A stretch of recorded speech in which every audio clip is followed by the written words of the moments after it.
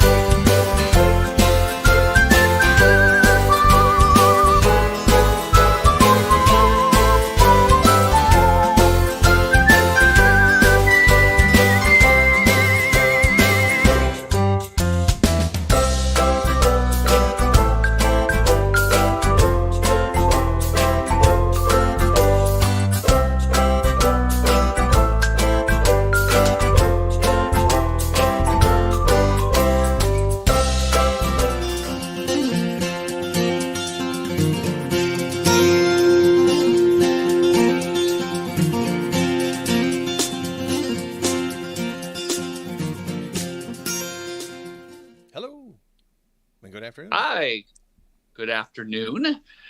Thanks for joining us for Open Door Podcast. What do we call this thing again? After service. After service. That's right. After service with Pastor Joe and me.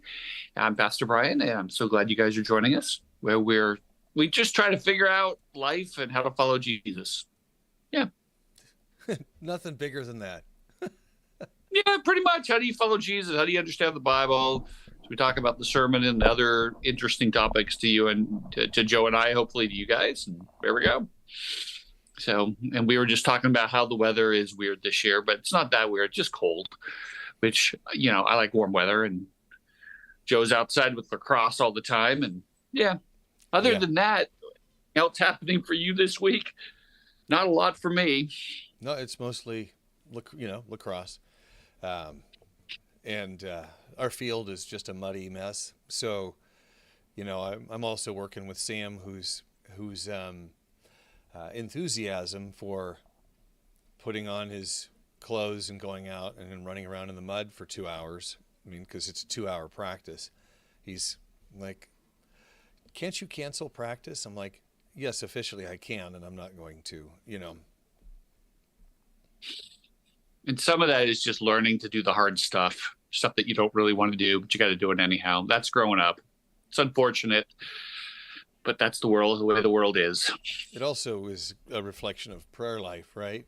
All right, God, take this away, please. I don't want to deal with this. Like, right. Yeah, I understand. I know it's hard, and this all works out for your good. So stick with it, buddy. See, you went to the whole spiritual place, which I totally applaud. I was just thinking along the line, my bed feels comfortable. I don't want to go to work, but I'm just a little bit sick, but I got to work, so I'm going to get up and go. I mean, that's the adult thing to do. But you went to the spiritual place, so okay. Well, maybe I need to listen to you today. No, you're on this. No. I don't know. Here's just another random thing that's not spiritual, but you mentioned bed. And I don't know about you, but like going to sleep for most of my life has been the best part of the day. Like I fall asleep in moments and, just love sleeping. But I'd say in like the last year, I don't really look forward to it as much as I used to. And because my body hurts. Or something, or the dog's sleeping on top of me. There's something ain't right. But that's sad. Well, it is sad. Yeah.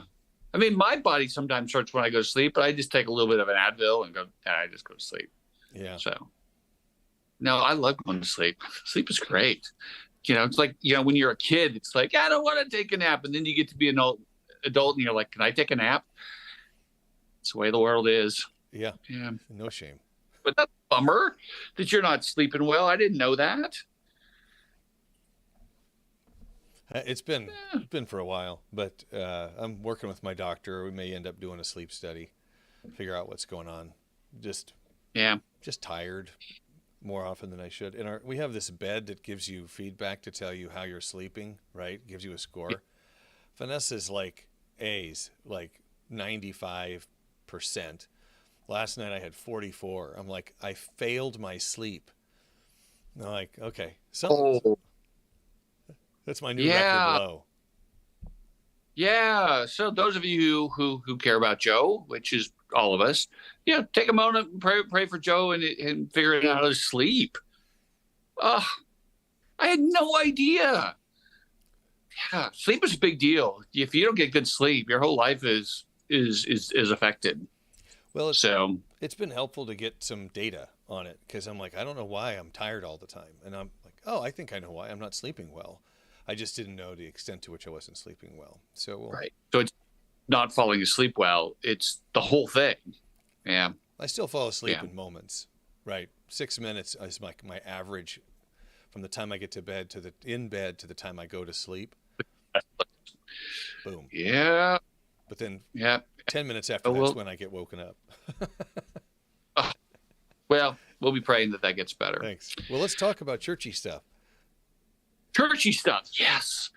Churchy stuff. Talked about the sermon on Sunday was we're finishing up the Ephesians 2 verses 1 through 10, primarily focused on verse 8, 9, 10. And yeah, I mean, the whole point of verses 1 through 10 is saved by grace. He repeats the phrase twice.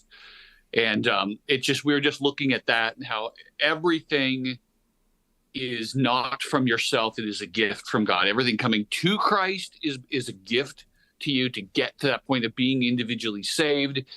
And then everything afterward, God gets the credit as well. I mean, because Paul the structure is so tight. We look very carefully at the grammar. We look carefully at some cross references, and it's just that God gets the credit for all of it. That you exist, and to bring glory to God, particularly to give glory to His grace and His kindness and His mercy, and you're a testimony to that. You will be for an eternity. And I had some people really resonate. They said they really appreciated that this is something that God's gift to us is purpose, and there's a gift of joy and freedom in not needing to earn His favor. And so that was the point. That really was the point, is that even the good works that we do afterwards is,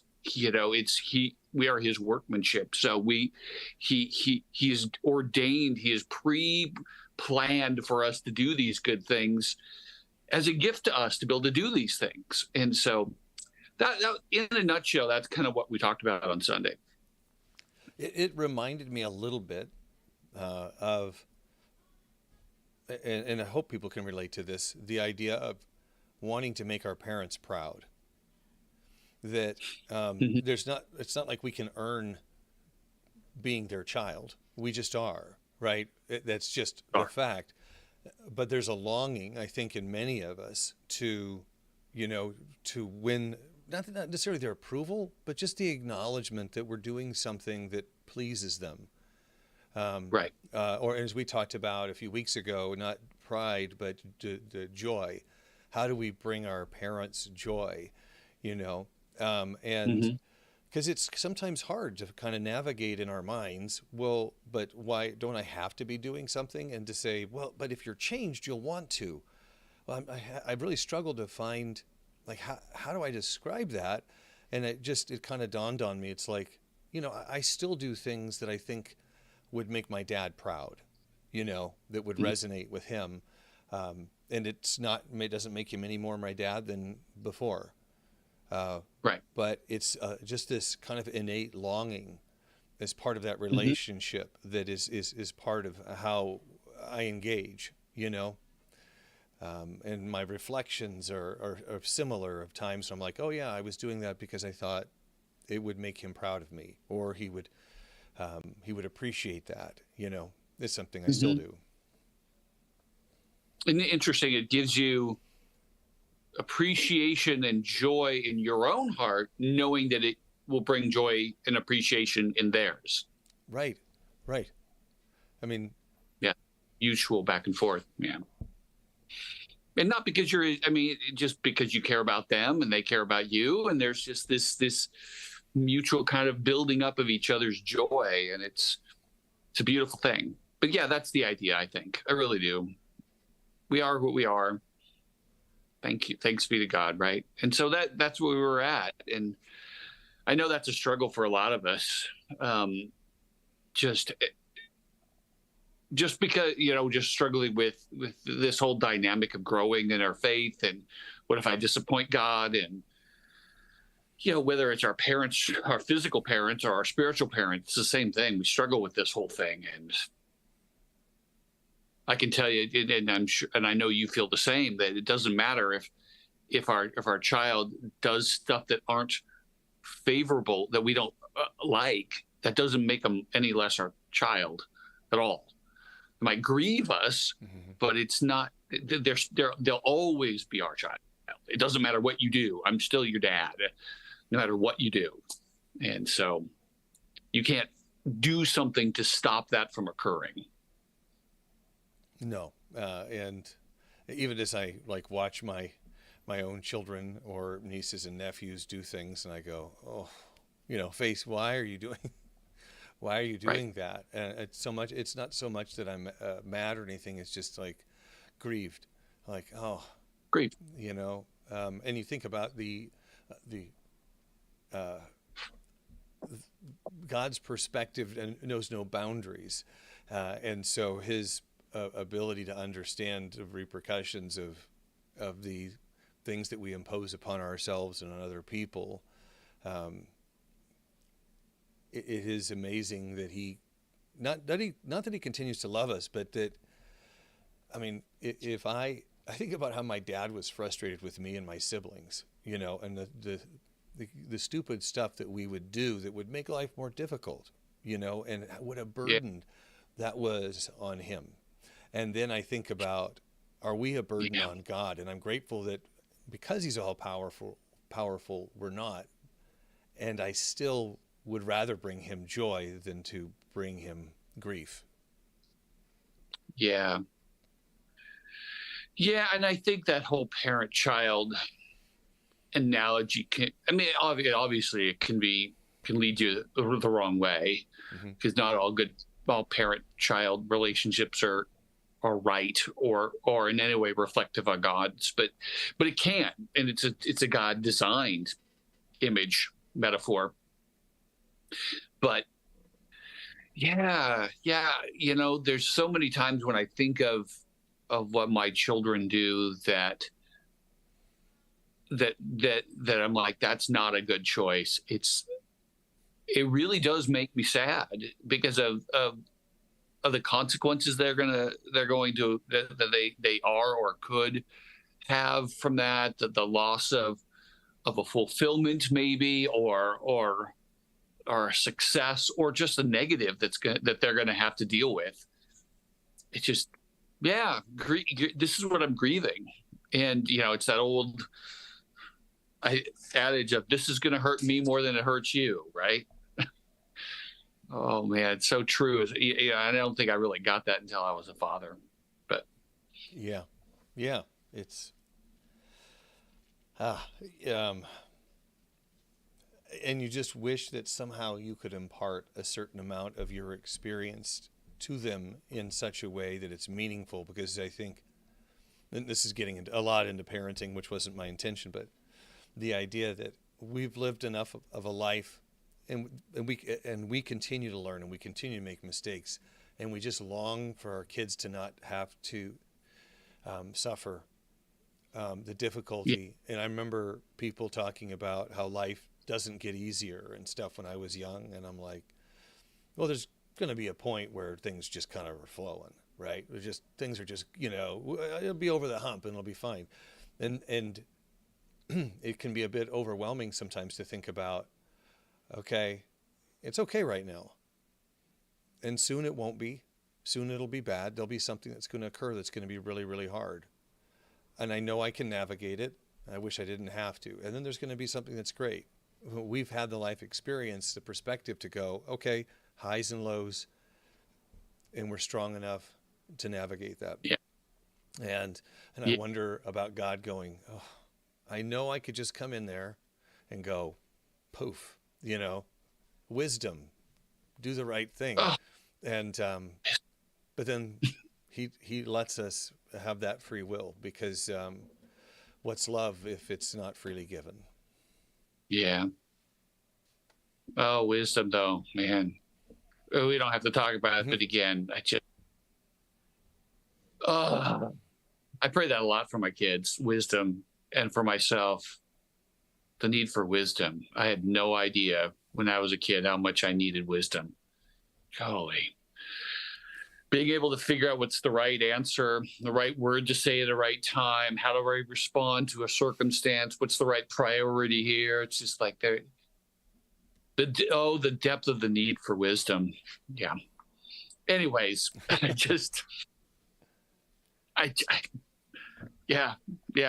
wish I was a whole lot wiser than I am, and I've gotten wiser in life. But anyway, so right, okay, we're way off track. So yeah, that's on me. Because I'm a little woo today. It's hard for me to focus today, so I'm just kind of following your lead. Sure. Well, where do you find yourself struggling with works versus faith? Where you're trying to put forth a certain amount of effort, and that's maybe misguided, and where being more of a Mary versus a Martha would be helpful, or. I think at this point in my life, I'd say a couple of things. One, I don't at this point, even I have in the past struggled very much with the fact that I'm of sins that I just at times just don't seem to be able to shake. I wish I didn't do them as often as I do. But that doesn't bother me as much as it did, because I've really deeply embraced that it's by grace, by mercy alone. I got nothing else. And I believe I'm his child no matter what. So I'd say if you asked me 15 years ago, that probably would be the big thing. I think now the issue is more of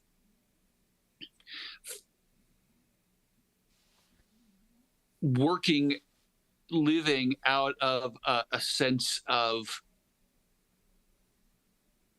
forgetting that my works don't matter, if that makes any sense. Right.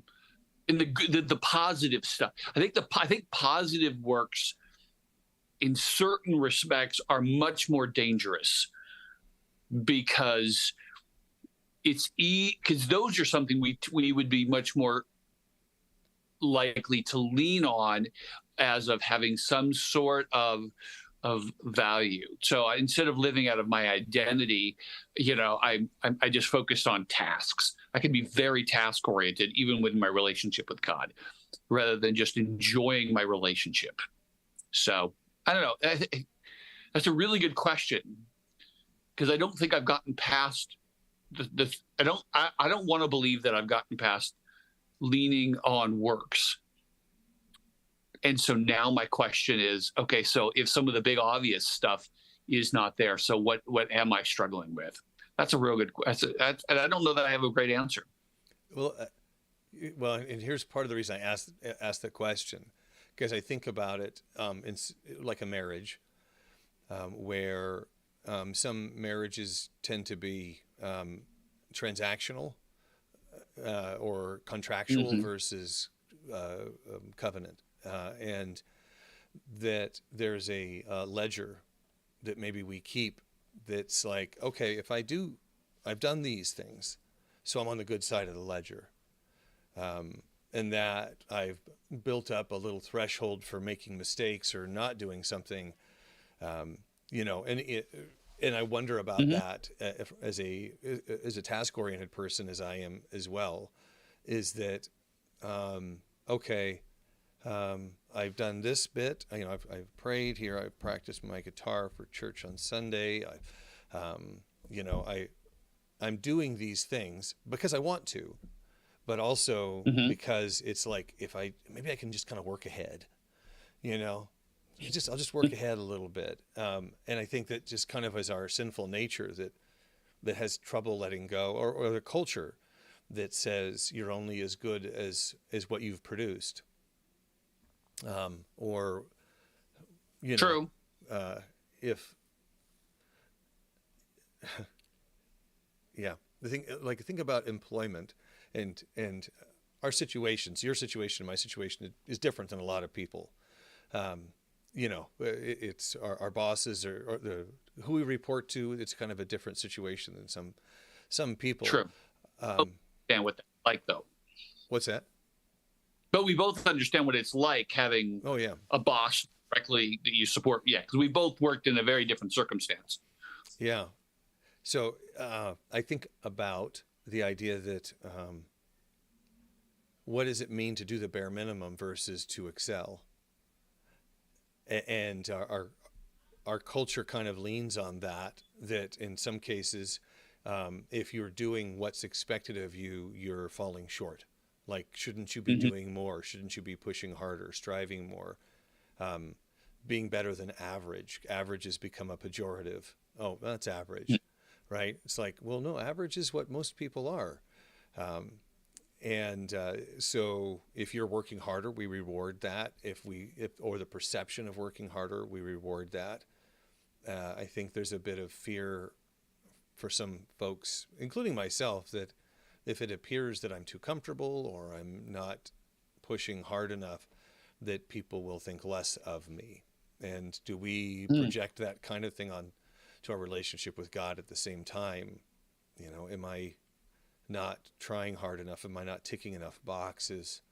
You know, where going back to the idea that contractual marriage, you know, am I trying to keep a side of the ledger on the black side, the positive side, so that, you know, if I slip, I'm covered or something. I'm mixing metaphors here, so I hope you kind of tracking where I'm going with it. It's. I think the whole works thing can play out in a lot of different ways. Yeah. You know, I'm gonna, you know, if we swing back to it, I'm gonna change my answer to what you asked earlier. But, yeah, what it sounds like what I'm hearing from you is, because I'm trying to think about all that you were just saying, is again the positive stuff as having a merit of is a real seductive challenge. Because so much of our life does in fact work on the principle of you're only as good as you produce. You know, if you do good, you get good. If you treat people right, you get people to treat right. You know, I mean, it's always this. It's almost everything is contractual. Whether it's how your teacher, your coach, your boss, really, frankly, most of your friendships are working this way, and a lot of marriages work this way. You know, and so, yeah, it's built deeply into our system, and so I think that's a real challenge. And as I said earlier, they're good works are really, really seductively a danger to trust in those, especially when you don't have any really big negatives to work on. If God's not pointing out big stuff, it's like, okay, what am I working on, right? So anyway, so I think, and Martin Luther, the reformer, that was his big thing, is that the good works are far more dangerous because we want to trust them. So is that kind of what you're getting at? Yeah, it is. I'll say one more thing, but I want to come back to your changed answer. Okay. This also reminds me of somebody close to me who grew up in who I'm not going to name, but who grew up in a household where the parents weren't available emotionally, and so this person felt like if I just work really hard, if I excel, if I do the best that I can do, at some point they'll have no choice but to acknowledge me. Right. And that's unhealthy as opposed to what we were talking about at the beginning, where it's like I have such a secure relationship that I want to do this for, I want to do this as a way to demonstrate my affection, my love, the intimacy of a relationship. The unhealthy side of that is I'm doing this because I think this might be the only way that I can be in your favor, or the only way that you'll recognize me. Give me any kind of attention, any kind of connection, or I think that's really common. And frankly, I think it's really common among Christians. Yeah. Yeah. Which is sad, but that's the way. Yeah, it's true. And so I think this is a journey that a lot of us really need to really work and think deeply about. How are you operating? And so I'm really glad about your question for me, because I don't think I've really asked myself that question for, frankly, years. I mean, because I've thought about it deeply, but now where am I at? And so how am I different? I think this is where I'm at, is I've now come to the point where I am deeply sure that I am okay and secure. And so I think now where I need to press forward is, and it's like I have an image in my mind. It's that of pressing forward in running forward, to use Paul's words, press forward towards the prize of being more like Jesus, but in ways that you wouldn't think of if you're looking at it in terms of works. It's character things. It's stuff that you can't measure, like compassion and patience and kindness. It's long suffering. It's those kinds of things. Emotional healthiness. So, yeah. Lately, I've been confessing some sin on Sundays, and that's been really helpful to me to actually, because I don't normally do this, which for some of you is like, I can't believe you do that. Don't do that, Brian. Is I don't normally just stop and say, okay, sin, God, what are some sin I've done this week that I really need to confess? Because usually I don't even think about it. It's just like today I'm living for Jesus. But I think now that I've let go of that needing to be what then if I don't confess and deal with this sin, that God's not okay with me. I know he is, so I don't even think about it anymore. Yeah. Now that I've gotten to that point, I think it's healthy and safe for me to go deep into that and it not be works at this point, I think. Am I making any sense? Yeah. Well, it's a spectrum, and we're different places in that. I don't know that I get too wrapped up in the faith versus works piece of it personally, which then makes me go, wait, does that mean I'm lethargic? It does, I stop every once in a while with that, but I do get to reflect on having loving parents where I didn't have to earn their affection. I got to desire to please them instead because I love them, and I think having that modeled for me makes it a bit easier to look at my relationship with God in such a way that it's not merit-based, it's not earned, and it's not shame-based. It's not I'm doing these things to avoid something, and I'm not doing it to necessarily earn it. It's doing it because it's like I just want to be better. I want to be the best version of me that I can be. I want to be kind and loving and inspiring. And I want to be a model to people of hopefully what it means to care for God's children. So that's where I strive, not necessarily on the shame. I don't deserve it, and I want to earn it, or those other things. I think for some people who are, and I know people who've been like this a lot in their life, is like this the commands of do things like press hard to be like Jesus, all of those really pushing hard to be a holy, godly person, for most Christians, I'm guessing that really underneath all that is for approval. But I think I've gotten to the place in my life where I could push hard for that and it not be. Right. And that's kind of fun, to be honest, is, oh, yay, we get to do some work now, finally. Now that I've done I've shifted out of the mode of works. But having said that, I think your question of,